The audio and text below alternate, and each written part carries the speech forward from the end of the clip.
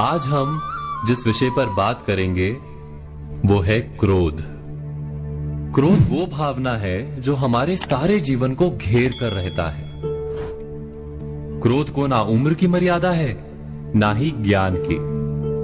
कब, कहां और किस कारण से क्रोध पैदा हो जाए वो कोई नहीं जानता। और जब क्रोध जन्म लेता है तो तुरंत ही विचार करने की शक्ति खो जाती है।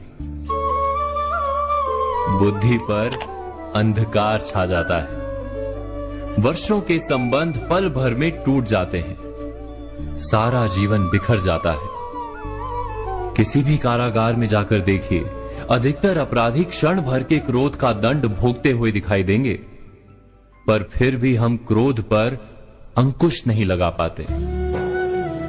बार बार हम क्रोध ना करने का प्रण तो लेते हैं, पर बार बार हमसे क्रोध हो जाता है।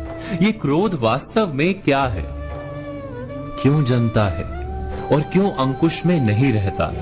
उदाहरण के लिए आप एक बालक को देखिए।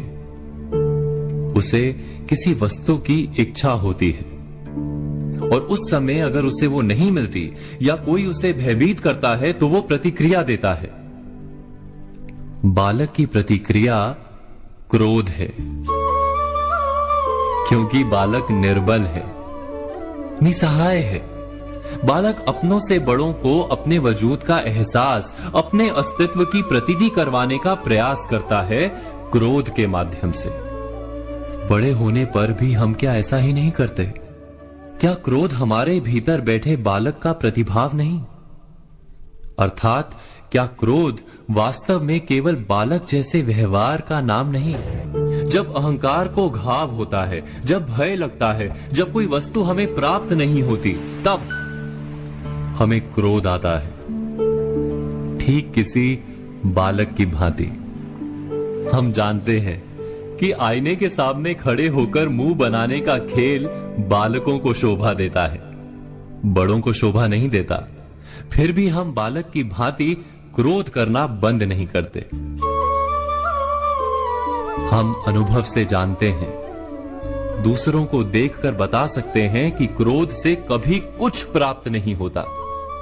सम्मान हो, संपत्ति हो, प्रेम हो या सुरक्षा हो, क्रोध से नहीं मिलता। मिलता है तो प्रयासों से, कार्य करने से, बुद्धिपूर्वक विचार करने से। मनुष्य मात्र अपनी आदतों के अनुसार ही जीता रहता है। क्रोध भी आदत बन जाती है। हमारे चाहते हुए भी हम अपने प्रतिभावों को रोक नहीं पाते। हम स्वयं को बड़े या पुख्ता मानते हैं, पर थोड़ा सा कारण मिलते ही हमारे भीतर का बालक क्रोध कर बैठता है।